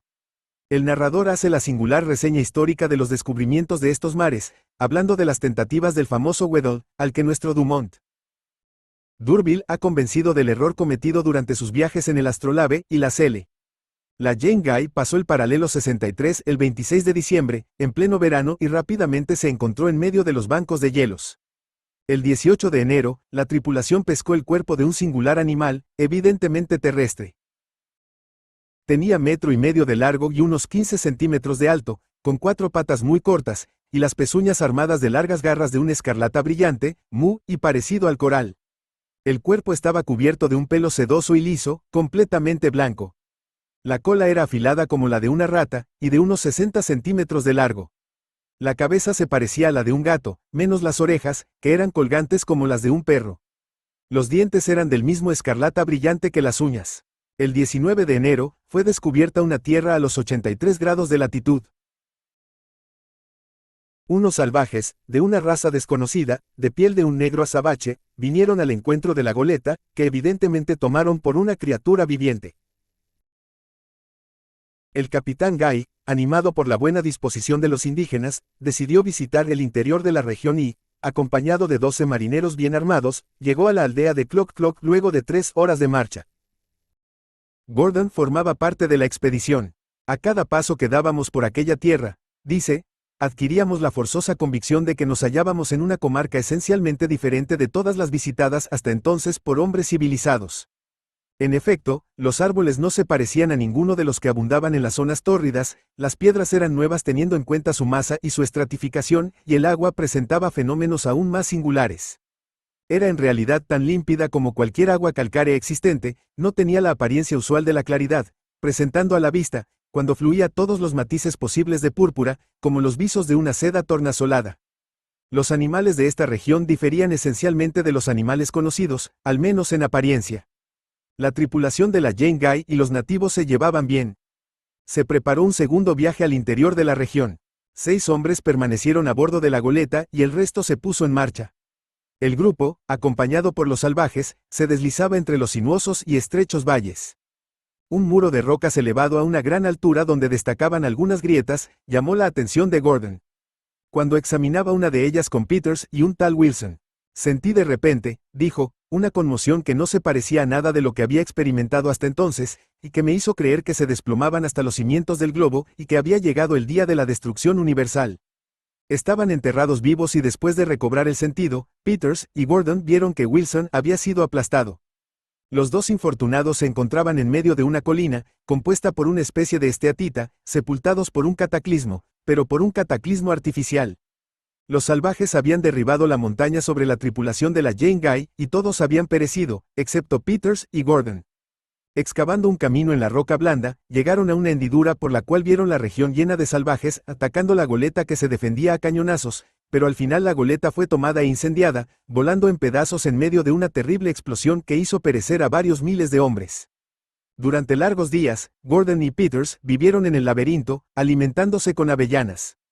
Gordon llegó a conocer la forma exacta del laberinto, que desembocaba en 3 abismos de los cuales proporciona el dibujo en su narración, así como el de la reproducción de ciertas muescas que parecían haber sido grabadas sobre la piedra pómez. Después de varias tentativas sobrehumanas, Peters y Gordon consiguieron volver a la llanura. Perseguidos por una vociferante horda de salvajes, felizmente llegaron hasta un bote, donde un indígena se había refugiado y pudieron hacerse a la mar. Estaban, entonces, en el océano Antártico anchuroso y desolado, a una latitud que excedía de los 84 grados, en una frágil canoa y sin más provisiones que las 3 tortugas. Hicieron una especie de vela con sus camisas. La vista de la tela afectaba singularmente a su prisionero, quien nunca se decidió a tocarla y parecía tener horror a lo blanco. Sin embargo, continuaban avanzando y llegaron a una región nueva y asombrosa. Una alta cordillera de leve vapor gris aparecía constantemente en el horizonte sur, fulgurando a veces con rayos majestuosos, lanzándose de este a oeste, y otros en dirección contraria, reuniéndose en la cumbre, formando una sola línea. Ocurría un fenómeno más extraño aún. La temperatura del mar parecía aumentar y pronto se volvió excesiva, haciéndose más evidente que nunca su tonalidad lechosa. Gordon y Peters llegaron a conocer finalmente por boca de su prisionero que la isla, teatro del desastre, se llamaba Satal. El pobre diablo caía presa de convulsiones cuando se le acercaba algún objeto blanco. Pronto, el agua fue presa de una violenta agitación, acompañada de extrañas llamaradas de vapor que se encendían en la cima. Un polvo blanco y fino, semejante a la ceniza, pero que ciertamente no era tal, cayó sobre la canoa y sobre la amplia superficie del agua, mientras la llameante palpitación se disipaba entre el vapor y la conmoción se apaciguaba en el mar. Así transcurrieron algunos días. El olvido y una súbita indolencia se apoderaron de los 3 infortunados. La mano ya no podía soportar el calor del agua. Ahora menciono el fragmento completo con que termina esta asombrosa narración. 9 de marzo. Toda la materia cenizosa caía ahora incesantemente sobre nosotros, y en grandes cantidades. La cordillera de vapor al sur se había elevado prodigiosamente en el horizonte, y comenzaba a tomar una forma más clara. Solo puedo compararla con una catarata ilimitada, precipitándose silenciosamente en el mar desde alguna inmensa y muy lejana muralla que se alzase en el cielo. La gigantesca cortina corría a lo largo de toda la extensión del horizonte sur. No producía ruido alguno. 21 de marzo. Sombrías tinieblas se cernían sobre nosotros, pero de las profundidades lechosas del océano surgió un resplandor luminoso que se deslizó por los costados de la barca. Estábamos casi abrumados por aquella lluvia de cenizas blanquecinas que caían sobre nosotros y sobre la canoa, pero que se deshacía al caer en el agua. La cima de la catarata se perdía por completo en la oscuridad y en la distancia. Pero era evidente que nos acercábamos a ella a una velocidad espantosa. A intervalos eran visibles en ella unas anchas y claras grietas, aunque solo momentáneamente, y desde esas grietas, dentro de las cuales había un caos de flotantes y confusas imágenes, soplaban unos vientos impetuosos y poderosos, aunque silenciosos, rasgando en su carrera el océano incendiado. 22 de marzo. La oscuridad había aumentado sensiblemente, atenuada tan solo por el resplandor del agua reflejando la blanca cortina que teníamos delante. Múltiples aves gigantescas y de un blanco pálido volaban sin cesar por detrás del velo. Y entonces nos precipitamos en brazos de la catarata, en la que se abrió un abismo para recibirnos. Pero he aquí que surgió en nuestra senda una figura humana amortajada, de proporciones mucho más grandes que las de ningún habitante de la tierra. Y el tinte de la piel de la figura tenía la perfecta blancura de la nieve. Y la narración se interrumpe al llegar a este punto. ¿Quién la retomará algún día? Alguien más audaz que yo y más resuelto a avanzar en el dominio de las cosas imposibles.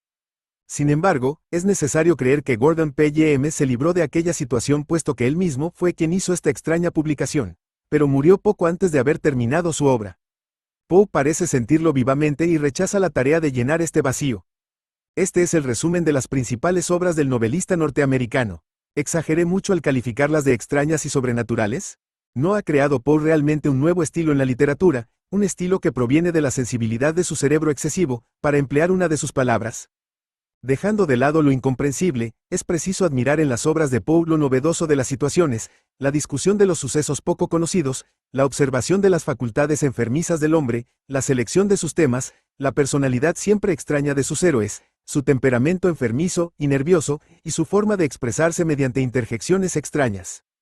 Sin embargo, en medio de estas imposibilidades, existe a veces una verosimilitud que se apodera de la credulidad del lector. Me tomo ahora la libertad de llamar la atención hacia el lado materialista de estas historias. No se siente jamás en ellas la intervención providencial. Poe parece no admitirla y pretende explicar todo por las leyes físicas, que incluso inventa cuando las necesita. No se siente en él esta fe que debe darle la contemplación incesante de lo sobrenatural. Emplea lo fantástico con frialdad, si se me permite expresarme de esa manera, y este infeliz es aún un apóstol del materialismo, aunque creo que ello es menos la culpa de su temperamento que la influencia de la sociedad puramente práctica e industrial de Estados Unidos. Escribió, pensó y soñó como norteamericano, como hombre positivo, y al estar consciente de esta tendencia, es preciso admirar sus obras. Por estas historias extraordinarias, se puede juzgar la sobreexcitación incesante en que vivía Edgar Poe. Desgraciadamente su naturaleza no le fue suficiente y sus excesos le provocaron la terrible enfermedad del alcohol, como él bien llamó, y de la cual murió. Ensayos de Julio Verne. La obra ensayística escrita por Jules Verne, 1828 a 1905, nos presenta un conjunto de obras donde se manifiesta el interés del autor por describir el mundo que le rodeaba, manifestado a través de sus trabajos geográficos, donde detalla la exploración hacia nuevas tierras liderada por los conquistadores. De igual manera, narra sus experiencias personales, ya sea cuando vuela en un globo, cuando describe los esfuerzos de su amigo fotógrafo nadar por el desarrollo de la aviación en la época, o ensalzando y dedicando un copioso ensayo a uno de sus autores preferidos, Edgar Allan Poe. Títulos que forman la colección: Geografía de Francia y sus colonias, Geographie illustrée de la France et de ses colonies, 1866 a 1868, no traducido aún. Historia de los grandes viajes y grandes viajeros, Découverte de la Terre. Histoire générale des grands voyages et des grands voyageurs, noviembre de 1878. Los grandes exploradores del siglo XIX, Les Voyageurs du XX siècle, junio, noviembre de 1880. Los grandes navegantes del siglo XVIII, Les Navigateurs du XVIIe siècle, junio, octubre de 1879. Salón de 1857, no traducido aún, junio, septiembre 1857. A propósito del gigante, a propos du géant, Diciembre de 1873. Edgar Poe y sus obras, Edgar Poe y sus obras, abril de 1864. 24 minutos en globo, 24 minutes dans un ballon, 1873. Recuerdos de infancia y juventud, Souvenirs d'enfance et de jeunesse, primavera de 1890. Jules Verne, Nantes, 8 de febrero de 1828 Amiens, 24 de marzo de 1905, conocido en los países de lengua española como Julio Verne, fue un escritor francés de novelas de aventuras y ficción científica, llegando a ser uno de los grandes autores escritores del siglo XIX. Según datos de la UNESCO, es el segundo autor más traducido del mundo después de Agatha Christie. Licenciado en Derecho y establecido en París en su juventud, Verne se dedicó a la literatura, pese a no contar con apoyo económico alguno, lo que minó gravemente su salud. Verne era un auténtico adicto al trabajo y pasaba días y días escribiendo y revisando textos. En su juventud escribió sobre todo poesía, teatro y cuentos. En 1863, se erige en el creador de la novela científica al comenzar su ciclo de los viajes extraordinarios, ciclo de novelas a través de las que describe el universo acercando a sus lectores a la ciencia y el conocimiento.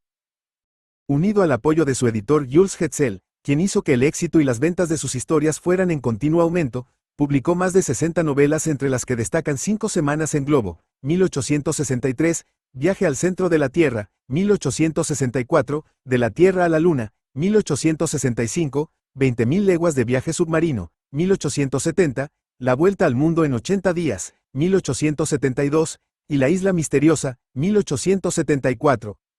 Para documentarse pasaba días enteros en las bibliotecas estudiando geología, ingeniería y astronomía, conocimientos que luego vertía en sus fantásticas aventuras, y se adelantó con asombrosa exactitud a muchos de los logros científicos del siglo XX. Habló de cohetes espaciales, submarinos, helicópteros, misiles dirigidos e imágenes en movimiento. Esa capacidad de anticipación tecnológica y social le ha llevado a ser considerado como uno de los padres del género de la ciencia ficción, aunque los expertos en Verne afirman que más bien escribía ficción científica. Notas. 1. Convulsiones con delirio a causa de la embriaguez, N del T.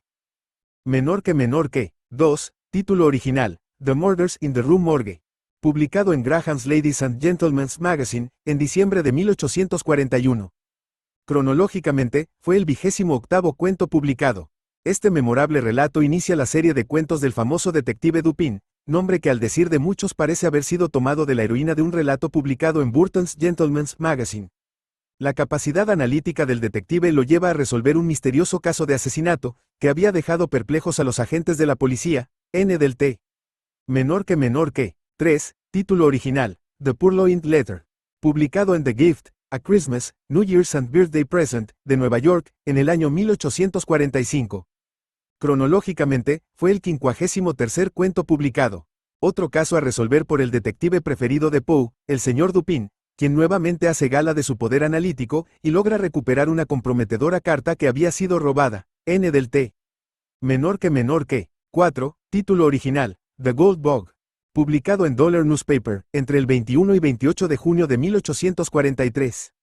Cronológicamente, fue el 40º cuento publicado. Poe vendió este cuento por $52 al editor Graham. Enterado luego que el Dollar Newspaper ofrecía $100 al ganador de un concurso, lo permutó por unas reseñas y ganó el premio. Probablemente sea hoy el cuento más popular de Poe, pues la enorme latitud de su interés abarca todas las edades y niveles mentales. Existe abundante bibliografía sobre este cuento y no faltan quienes han reconstruido el misterioso escarabajo. N del T. Menor que. 5. La letra primera perdió su antiguo sonido. Menor que. 6. Este pirata realmente existió. Cooper frecuentemente hace alusión a él en sus novelas. N del T. Menor que. 7. El contenido del texto original en inglés es: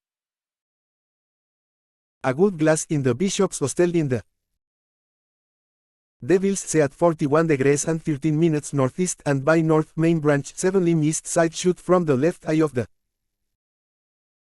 Death's Head a beeline from the tree through the shot 50 feet out. N del T. Menor que. 8. Título original, The Balloon Hoax. Publicado en New York Sun, el 13 de abril de 1844. Cronológicamente, fue el 46º cuento publicado. En la peor miseria recién llegado a Nueva York con su mujer, Poe vendió el relato al New York Sun, sugiriendo que se publicara como noticia de último momento. Ganó unos pocos dólares y el placer de contemplar a la multitud que se agolpaba frente a las oficinas del diario y se arrebataba los ejemplares, algunos de los cuales se vendieron a 50 centavos de dólar. N del T. Menor que. 9, título original, Hans Phi. A Tale, publicado en Southern Literary Messenger, en junio de 1835. Más conocido como The Unparalleled Adventure of One Hans Phi. Cronológicamente, fue el 11º cuento publicado. Poe ha sido considerado durante algún tiempo como padre de la anticipación científica. En este relato a través de una increíble historia nos transporta más allá de nuestra imaginación, al extremo de sugerir un viaje hacia la luna, en un globo, N del T. Menor que. 10, título original, M.S. Found in a Bottle. Publicado en Baltimore Sunday Visiter, el 19 de octubre de 1833. Cronológicamente, fue el 6º cuento publicado. Muchos especialistas han creído ver en este cuento una parábola del paso del hombre por la vida, y muchos han elogiado la perfección de su factura. Este cuento ganó el premio ofrecido por el Baltimore Saturday Visiter, e inició en cierto modo la carrera literaria de Poe. En una carta a un amigo el propio Poe afirma que se trata de una de sus primeras composiciones, N del T. Menor que. 11, título original, A Descent into the Maelstrom. Publicado en Graham's Ladies and Gentlemen's Magazine, en mayo de 1841. Cronológicamente, fue el 29º cuento publicado. Se dice que Poe tomó las ideas para este cuento de un cuento publicado con anterioridad en un periódico francés, N del T. Menor que. 12, título original, The Facts of M. Valdemar's Case. Publicado en American Review, en diciembre de 1845. Más conocido como The Facts in the Case of M. Valdemar, N del T. Cronológicamente, fue el 59º cuento publicado. En Londres, este relato fue tomado por un informe científico. El mesmerismo y sus campos afines interesaban extraordinariamente en su época. En el cuento no se retrocede ante el menor detalle descriptivo, por repugnante que ésta sea, N del T. Menor que. 13, título original, The Black Cat. Publicado en United States Saturday Post, Saturday Evening Post, el 19 de agosto de 1843. Cronológicamente, fue el 41º cuento publicado. Un cronista de la época vio en el trío principal del cuento, el narrador, su esposa y el gato, un reverso infernal de Poe, Virginia, y la gata Caterina, tan mimada por ellos. Se ha demostrado desde el punto de vista psicoanalítico los elementos constitutivos de este cuento, uno de los más intensos de Poe, N del T. Menor que. 14, título original, The Man of the Crowd. Publicado en Burton's Gentleman's Magazine, en diciembre de 1840. Cronológicamente, fue el 27º cuento publicado. El prestigio de este relato no parece basarse tanto en su tema, ya de por sí interesante y sugestivo, como en la gran habilidad técnica de su factura. El ensayo de caracterización de una multitud, que tanto obsesionara a muchos novelistas contemporáneos, se logra aquí con recursos aparentemente simples, pero tras los cuales se esconde la sensibilidad del observador. N del T. Menor que. 15, título original, The Fall of the House of Usher. Publicado en Burton's Gentleman's Magazine, en septiembre de 1839.